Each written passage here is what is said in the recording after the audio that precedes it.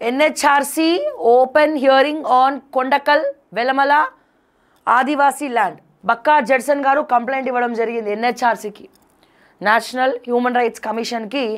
ఈ ఏదైతే గిరిజనుల రైతుల భూములను సిగ్గు లేకుండా పొంగులేటి శ్రీనివాస్ రెడ్డి అపర్ణ కన్స్ట్రక్షన్స్కి కట్టబెట్టి, గతంలో దీంతో హరీష్ రావు కూడా లింకులు ఉన్నాయి, ఎందుకంటే ఆయన ఏరియా అది, కట్టబెట్టి వాళ్ళ బిడ్డ పేరు మీద కూడా పాస్బుక్లు చేయించుకున్నాడు. తెలంగాణ ప్రజలకు పాస్బుక్లు రావు, తిరగాలే ధరణి పోయి భూభారతి వచ్చే టామ్ టామ్ టామ్. ఆ భూభారతి ఎప్పుడు వెళ్తుందో తెలియదు, డామ్ డామ్ డామ్. ఈయన బిడ్డకు మాత్రము, పొంగులేటి బిడ్డకు మాత్రము పాస్బుక్లు చేయించుకోండి. ఇంకా వాళ్ళు నిరాహార దీక్ష చేస్తారు. దీని మీద జడ్సన్ అన్న కంప్లైంట్ ఇవ్వడం జరిగింది NHRCకి. సో వాళ్ళు హియరింగ్కి కూడా మరి రిప్లై ఇవ్వడం జరిగింది. The venue will be intimated in due course 28/7/2025. The present case will be taken up for hearing by the commission during its camp sitting open hearing on 28/7/2025 at Hyderabad, Telangana from 10 AM onwards. The venue will be intimated in due course of time. Yes, ఒకసారి మనం Bakka Judson గారికి call చేద్దాము ఈ విషయం మీద, ఎందుకంటే దీనికోసం okay TV ఎక్స్క్లూజివ్గా వెళ్ళడం జరిగింది. జడ్సన్ గారు సార్, గుడ్ మార్నింగ్. చాలా రోజులు అయిపోయింది సార్ మీతో మాట్లాడి. సో ఈ కొండకల్ది ఏం సార్, మీరు కంప్లైంట్ రేజ్ చేశారు ఆల్రెడీ ఆ రోజే నేషనల్ హ్యూమన్ రైట్స్ కమిషన్కి. సో ఇప్పుడే నేను చదువుతున్నాను అవన్నీ కూడా. సో ఏం చెప్పబోతున్నారు దీని గురించి, హియరింగ్లో ఏం జరగబోతుంది? అయితే అప్పుడు మీతోనే వచ్చిన మన ఆ రోజు మనం చూసినాం, అక్కడ కొంచెం నాకు గుర్తు ప్రాబ్లం ఉంది. అయితే వెల్మెల అక్కడ అంతవరకు రఘునందనరావు గారు బీజేపీ ఎంపీ గారు మనం పోయే వారం రోజుల ముందు పోయిండ్రు. పోయి అక్కడ పెద్ద ఎత్తున గిరిజన భూములు మేము గుంజుకొని వాళ్ళ భూములు మేము అప్పచెప్తాం. అలా ఇష్టం వచ్చినట్టుగా పోలీసు వాళ్ళు కొడుతుంది. డే 1 డే 2 రోజు నడిచింది. నడిచిన తర్వాత మళ్ళీ ఎమ్మెల్సీ తీర్మాన మల్లయ్య గారు ఛానల్ పోయింది అక్కడికి. వారు ఒక 3 గంటలు వీడియో తీసిండ్రు.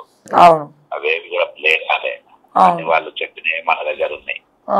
ఈ విధంగా అక్కడ పొంగులేటి శ్రీనివాస్ రెడ్డి గారు వాళ్ళ పేర్ల పైన 4 ఎకరాలు అలా టోటల్ గా అరవిందో ఫార్మా, ఇక ఫార్మా అపర్ణ, ఇక అట్లా పెద్దందారులు అందరు కూడా గిరిజనుల భూములు అక్కడ కొంచెం రేటు పెరిగిందని బలవంతంగా గుంజుకునే పరిస్థితి, అపోజిషన్ మాట్లాడలేని పరిస్థితి. ఎమ్మెల్యేగా ఉన్నటువంటి కాలేరు యాదయ్య వచ్చి ఇష్టానుసారంగా మాట్లాడాడు. అలా మాట్లాడి వాళ్ళు సెటిల్ చేస్తానని చేసిండు. అయితే నాకు ఇమీడియట్ గా జనవరి 3వ తారీఖు 4వ తారీఖున పిటిషన్ ఫైల్ చేసిన NHRCలో. ఫైల్ చేసినప్పుడు వాళ్ళు దానిపైన విచారణ చేసిండ్రు. నేను వచ్చిన టేబుల్ పైనకి వచ్చింది ఢిల్లీలో ఈవినింగ్ లేట్ అవర్స్ లో. ఈవినింగ్ 4 o'clock వచ్చింది.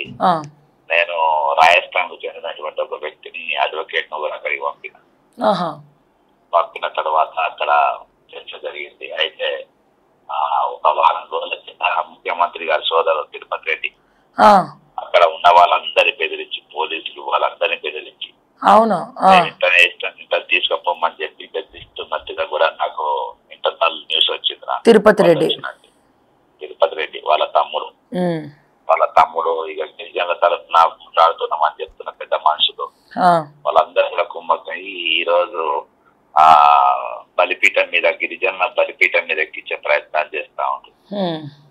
ఈ రోజు లగిచర్ల గాని ఎక్కడ గాని ఈ రోజు ఎస్సీల భూములు వీలే తప్ప ఇక వేరే వాళ్ళ భూములు పోయే పరిస్థితి లేదు ఇక.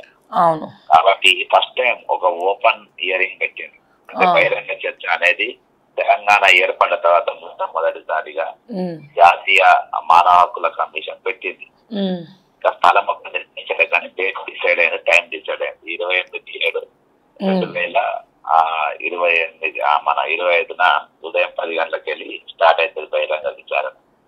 నాకు తెలిసి ఇక్కడ ఏంటంటే ఇలా ప్రభుత్వ పెద్దలు మొత్తం ఉన్నారు కాబట్టి, ప్రభుత్వం ఉన్నది, పోలీసులు ఉన్నారు, పోలీసు వ్యవస్థ ఉన్నది, రెవెన్యూ మంత్రి ఉన్నాడు, ముఖ్యమంత్రి తరములిన వాళ్ళు ఆయన. కాబట్టి నాకు డౌట్ ఏంటంటే ఆదివాసులను ఆ రోజు మొత్తం అక్కడ వెలుమల కొండగల్ భూ బాధితులందరినీ కూడా ఆ రోజు మొత్తం వాళ్ళు బెదిరించుడో భయపెట్టుడో మొత్తానికి రాకుండా చేసుడో వచ్చినా మాట్లాడకుండా చేసుడో లేకుంటే మీరు ఇట్లా చేస్తున్నా ఇట్లా అవుతుందో లేకుండా కేసులు పెట్టి చేసేస్తాం మనం వాళ్ళ మీద వచ్చే కేసులు పెట్టేందుకు మీరు ఇమీడియట్ గా దీక్ష శిబిరం ఎత్తేయాలని కూడా ఒత్తిడి చేసారు.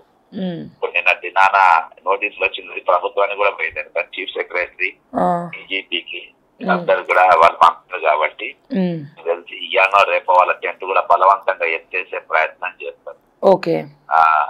కాబట్టి ఖచ్చితంగా మన దగ్గర అయితే రికార్డింగ్ ప్రూఫ్స్ అన్ని ఉన్నాయి. అవును అవును చేసినాము. ఇప్పుడు ఈ కంప్లైంట్ తర్వాత సార్ ఇప్పుడు హియరింగ్ తర్వాత వీళ్ళకి న్యాయం జరుగుతుంది అనిపిస్తుందా? ఖచ్చితంగా. ఎందుకంటే నాకైతే ఇప్పుడు బాధితులు వచ్చి చెప్పుకుంటే ఇదైతుంది, కానీ బాధితులు చెప్పనిస్తారు అని నేను అనుకుంటలేను.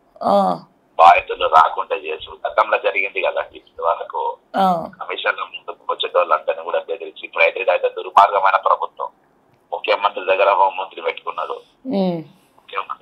ముఖ్యమంత్రి తమ్ముడు ఉన్నాడు, ముఖ్యమంత్రి ఉన్నాడు, బాగా వీళ్ళందరూ ప్రభుత్వ పెద్దలు మొత్తం ఉన్నారు. కాబట్టి ఈ రోజు వాళ్ళు మీరు చెప్పి వాళ్ళు వెళ్ళిపోతారు, తర్వాత మీ సంగతి చూస్తామంటే పరిస్థితి, కేసులు పెడతామనే పరిస్థితి ఈ రోజు భయంకరంగా ఉన్నది. తెలంగాణ మేధావులు అంటే లేరు, వాళ్ళ తరఫున నిలబడే మానవ హక్కుల కమిటీ వాళ్ళు ఎవరు లేరు. ఈ రోజు ఎవరు పెద్దలే అమ్ముడు పోయారు. రఘునందన్ రావు గారు మాట్లాడతలేరు, అక్కడ తీర్మానం మల్లయ్య గారు ఎందుకు మాట్లాడతలేరు. ఈ రోజు పోయిన పెద్దలు మేము వెంబడి ఉన్నామని చెప్పుకుంటారు, ఎవరు కూడా ఎందుకు లేరు. ఈ రోజు ఫస్ట్ కెళ్ళి డే 1 వరకు అంటే విచారణ దాకా లాక్కొచ్చింది మనం తప్పిగా పోలేదు. డే 1 మనం పోయినప్పటికీ ఈ రోజు వరకు ఆదివాసులతో గిరిజనులతో మనం చాలా స్ట్రాంగ్ గా నిలబడ్డాము.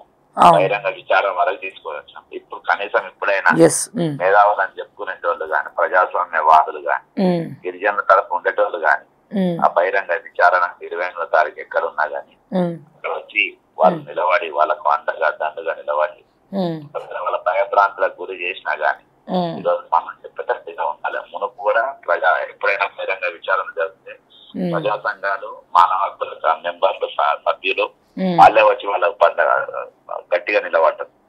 కాబట్టి ఈ రోజు మేము ఒంటరిగా ఢిల్లీలో కొట్లాడి ఈరోజు బహిరంగ విచారం వచ్చేంత వరకు మా పోరాటం కొనసాగింది. ఇప్పుడు అది హైదరాబాద్ చేరుకున్నది. కాబట్టి ఎక్కడున్నా ఇక్కడ మీడియా సోదరులు అందరూ కూడా ఇక్కడ తమ్మున్న ఛానల్ లేవు కానీ ఇవాళ ఉన్నది ఒక యూట్యూబ్ ఛానల్లే. కాబట్టి అందరు కూడా అక్కడికి ఖచ్చితంగా ఆ రోజు ఎక్కడున్నా రావాలి. తప్పకుండా సార్, దీని ద్వారా అందరు కూడా విజ్ఞప్తి చేస్తాం. షూర్ సార్, తప్పకుండా sir. Thank you so much. చాలా హ్యాపీగా ఉంది సార్ యాక్చువల్గా. అంటే మీరు ఇనిషియేటివ్ తీసుకొని ఎన్హెచ్ఆర్సీకి కంప్లైంట్ ఇవ్వడము, ఎన్హెచ్ఆర్సీ మళ్ళీ దానికి రిప్లై ఇచ్చి 28వ రోజు హియరింగ్కి వస్తుందని చెప్పడం, నిజంగా అది కనుక సక్సెస్ అయితే మీకు అసలు నిజంగా ఎంతో open hearing yeah sir.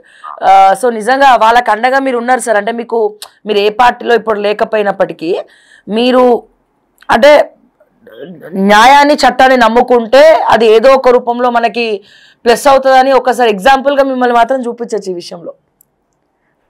Thank you sir, thank you so much. ఇలా మీరు ఎక్స్క్లూజివ్గా చూసుంటారండి.